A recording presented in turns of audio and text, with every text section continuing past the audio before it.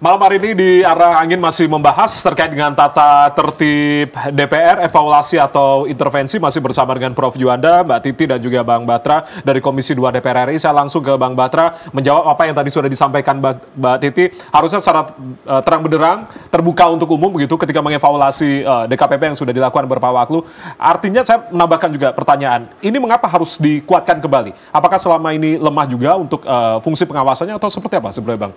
Sebenarnya begini ya, tidak juga dalam ruang-ruang gelap yang disampaikan Mbak Titi, Prof. Gak ada efisiensi dong kalau gelap ya.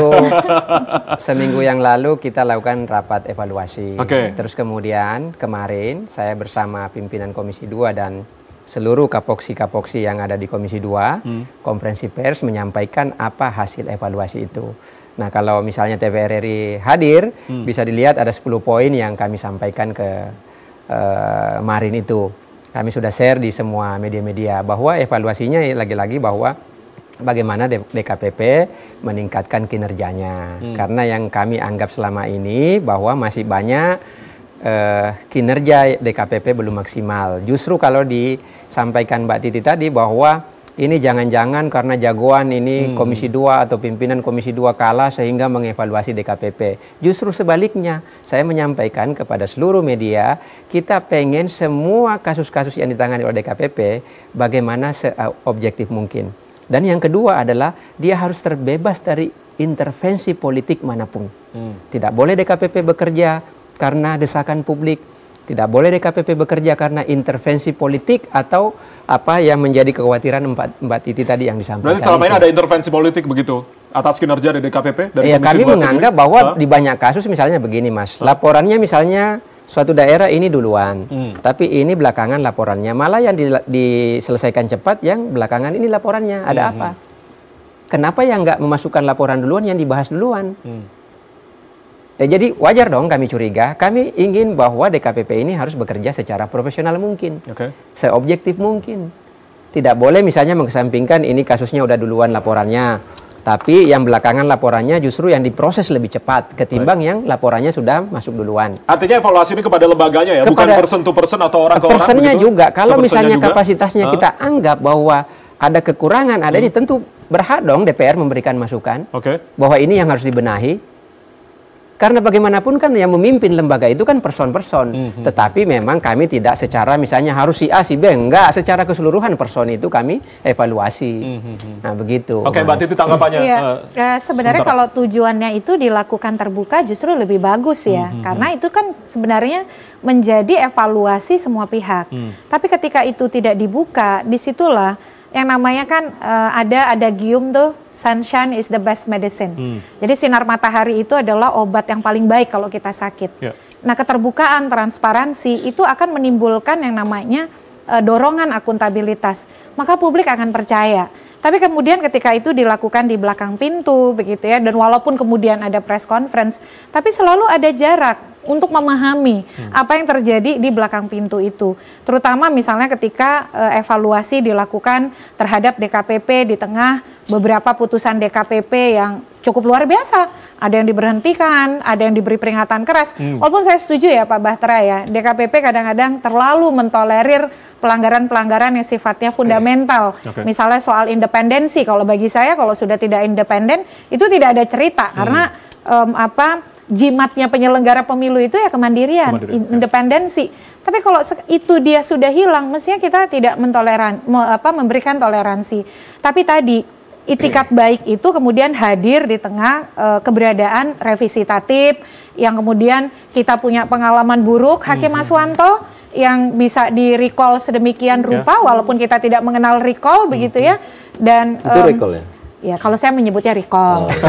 Ini menyederhanakan istilah.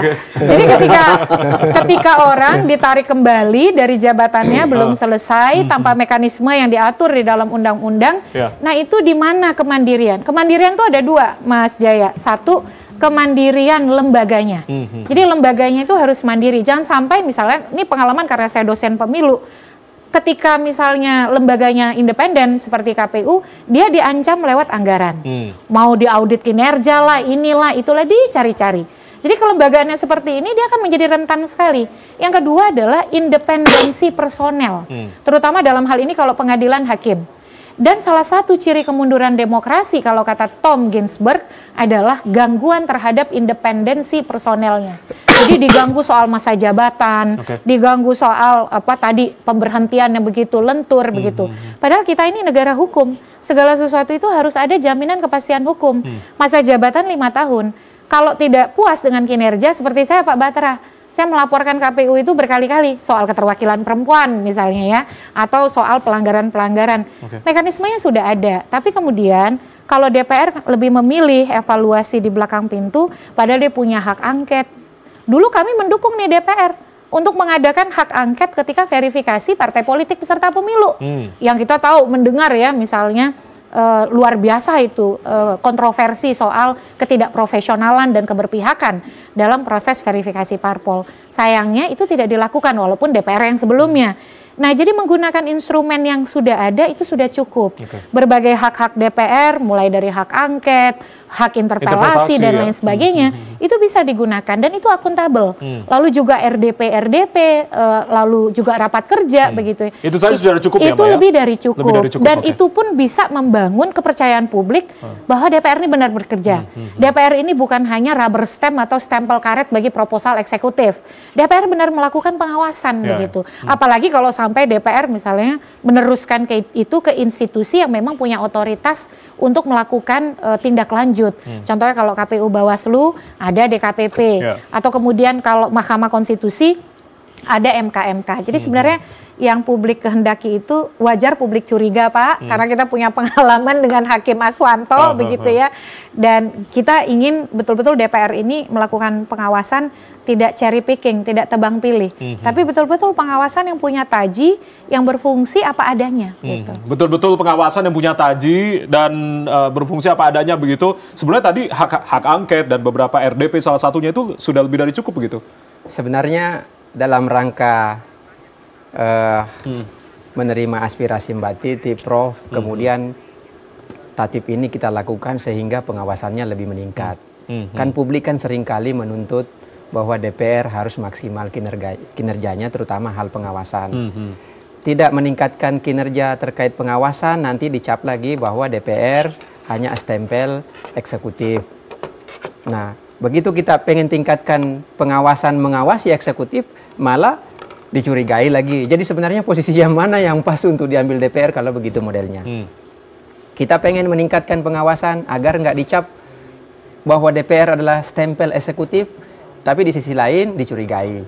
Sebenarnya ini mungkin menarik ini. Gimana Prof? Ini posisi untuk DPR sebetulnya seperti apa? Saya setuju kalau misalnya tadi peningkatan fungsi pengawasan ke eksekutif. Tapi yang di dalam tatip itu tidak hanya eksekutif loh, tapi ke lembaga negara independen gitu loh. Jadi begini Prof, nah ini kami sifatnya setelah melakukan pengawasan, nah eksekutif atau hasil rapat-rapat kami tentu dengan mitra kerja dong, yang di DPR, mitra kerja DPR misalnya sesuai dengan komisi masing-masing. Kita rapat di komisi melakukan evaluasi pengawasan, setelah itu memberikan rekomendasi ke. Nah, saya ini kan selalu sering bertanya kalau saya ragu. Dasar hukumnya itu yang seperti itu dasar hukumnya Prof, apa ya? Ini bukan undang-undang. Ini hanya tata tertib DPR yang berlaku sebagaimana disampaikan tadi, berlaku ke dalam. Benar. Ya, mohon maaf. Ya, sebagai orang hukum saya bertanya. Tata tertib itu ada dasar hukumnya enggak? Ada dasar hukumnya dong, masa nggak ada dasar hukumnya? Artinya ini kan soal kedudukan. Dasar hukumnya itu adalah kedudukan MPR, DPR, dan DPD itu. Nah, di situ ada nggak? Kemudian dirangkai bahwa dalam rangka meningkatkan lembaga independen. Ya kan tugasnya begini, Prof. Undang-undang itu. Tugas kita itu begini. Di pasal ini kan pasal 228 A ya. Di pasal 226 itu sudah dijelaskan bahwa kan lembaga-lembaga mana saja yang dipilih oleh DPR. Ya kan, terus kemudian setelah itu dibawa ke paripurna. Nah, kalau dalam hal pasal 228 ayat ini, maksud kami yang saya sampaikan dari awal adalah setelah kita mengevaluasi mereka, karena publik, ya kan, publik kan selalu menuntut DPR nih harus bekerja maksimal, meningkatkan fungsi pengawasan. Dalam rangka itulah tatip itu dibuat, terus kemudian agar fungsi pengawasan DPR makin meningkat.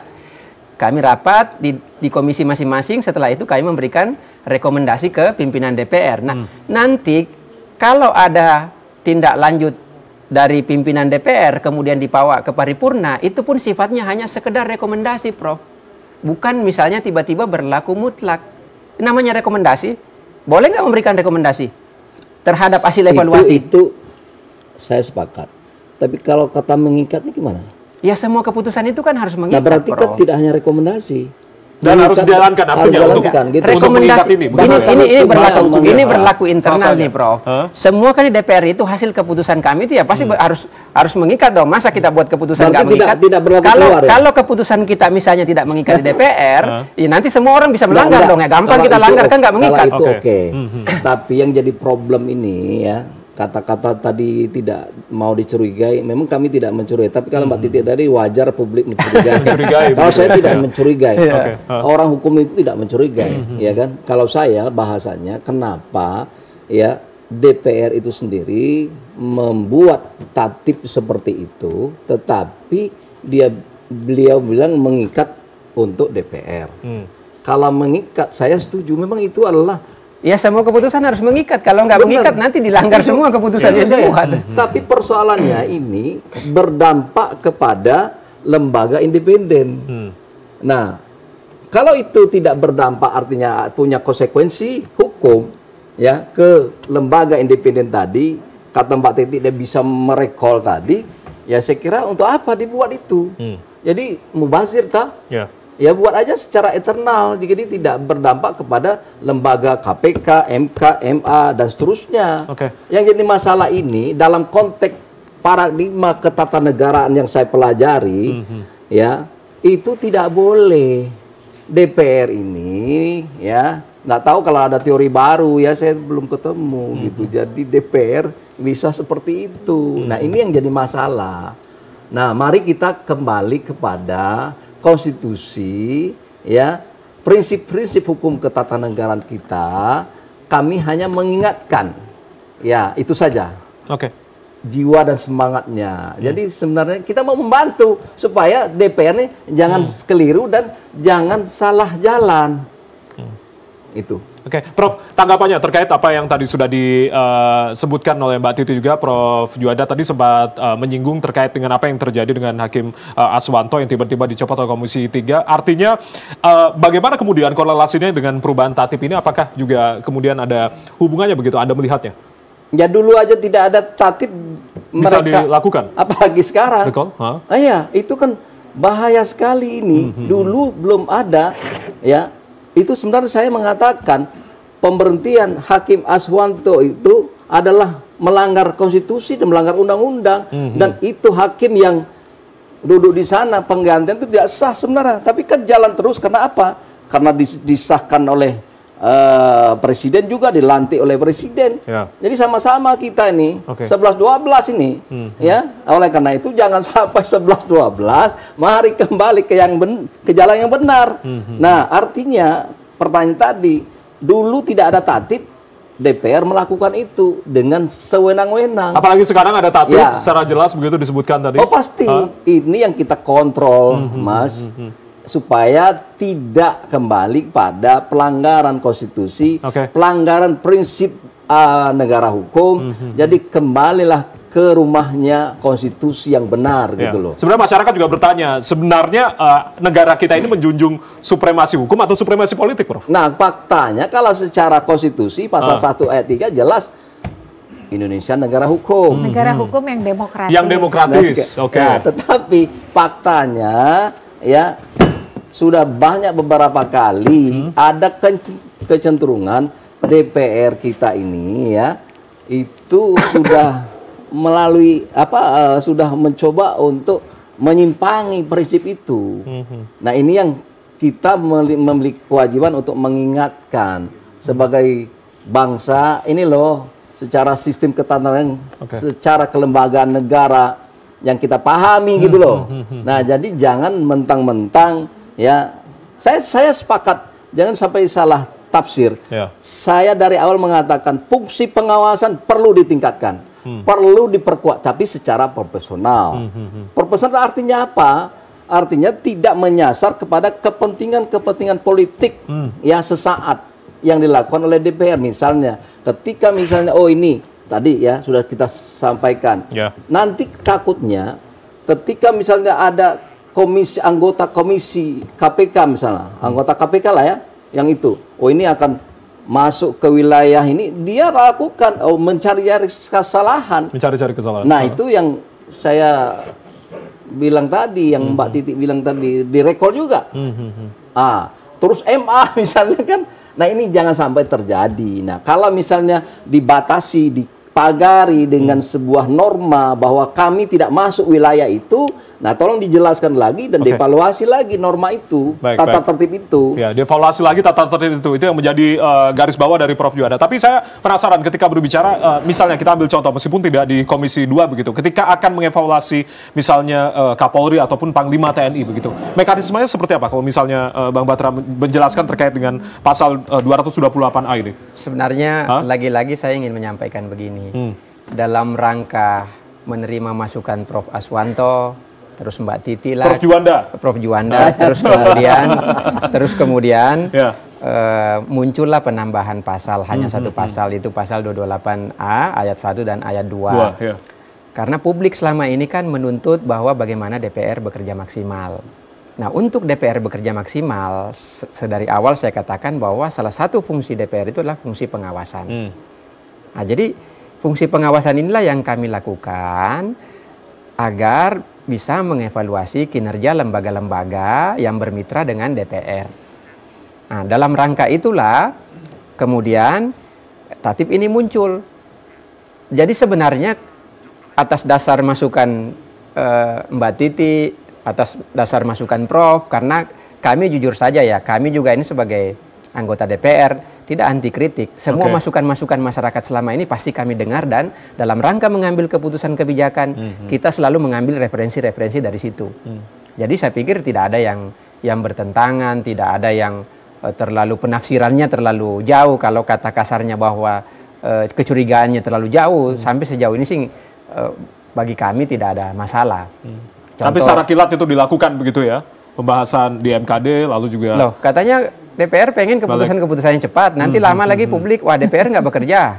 DPR lamban bekerja. DPR lamban buat undang-undang. Begitu cepat, ini lambat dicurigai. Cepat pun malah makin dicurigai. Jadi mungkin lambatnya kalau untuk urusan yang dampaknya kepada publik besar. Contohnya Undang-Undang PPRT. Perlindungan pekerja rumah tangga itu sudah 20 tahun lebih. Lalu Undang-Undang Masyarakat Hukum Adat itu juga lama sekali. Tapi undang-undang yang sifatnya untuk kelompok-kelompok yang bisa dikatakan sangat spesifik, apalagi untuk kepentingan seperti Undang-Undang Minerba, revisi Undang-Undang MK, revisi Undang-Undang KPK itu bisa cepat. Nah itu yang sebenarnya ambiguitas dan standar ganda itu yang menjadi catatan publik terhadap DPR. Lalu soal optimalisasi fungsi pengawasan. Mengapa itu tidak kemudian diperankan lebih dengan misalnya betul-betul memastikan kinerja lembaga melalui RDP, rapat dengar pendapat, rapat kerja, pengawasan turun ke lapangan dan lain sebagainya.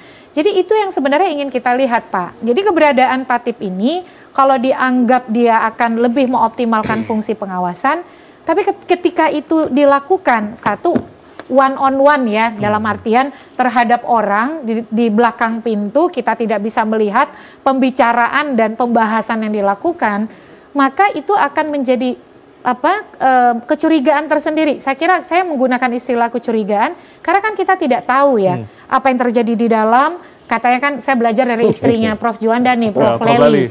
Ada beranda depan, ada beranda belakang begitu ya. Yang di depan ini kan yang manis-manis, yang di belakang ini kita menimbulkan spekulasi begitu. Padahal saya tahu nih pemerintahan Pak Prabowo tidak senang spekulasi ya. Apa yang menjadi public voices, suara publik itu yang akan menjadi kebijakan Pak Prabowo dalam beberapa isu begitu. Jadi bagi saya sih tatip ini lebih banyak spekulasinya daripada kemudian ya upaya mencapai tujuan efektivitas pengawasan itu. Saya setuju tuh, DPR janganlah sekedar misalnya menjadi paduan suara untuk apapun proyek mercusuar pemerintah. Kita sudah belajar bagaimana undang-undang IKN begitu kilat, fast track legislation, tanpa partisipasi masyarakat yang memadai. Tapi apa yang terjadi sekarang? Kan akhirnya penundaan, ya karena memang basisnya tidak dihitung secara utuh. Belum lagi banyak kebijakan-kebijakan lain. Jadi lebih baik optimalkan fungsi pengawasan itu dengan tadi ya instrumen yang sudah ada. Saya setuju bahwa banyak kinerja kelembagaan yang harus dievaluasi, termasuk juga soal penganggaran misalnya ya. Ada kecenderungan misalnya lembaga-lembaga itu jor-joran penganggarannya. Ya Pak Batra pasti tahu saya berbicara tentang apa, misalnya KPU begitu, private jet, gedung mewah dan lain sebagainya. Itu harus diawasi. Lalu juga terutama pekerjaan rumah legislasi misalnya. Nah ini yang saya kira kita tunggu dari DPR kita ingin DPR kita ini bertransformasi. Hindarilah kontroversi, spekulasi, dan lebih baik mendengarkan publik supaya bisa bekerja dengan lebih tenang dan lebih kondusif begitu. Mengoptimalkan apa yang sudah DPR selama ini jalankan, RDP termasuk itu lebih dari cukup tadi apa yang sudah dikatakan. Nanti saya minta tanggapan lagi dari Bang Batra. Usai jeda kita masih memiliki satu segmen lagi, tetaplah bersama kami di Arah Angin TVRI, kami kembali saat lagi.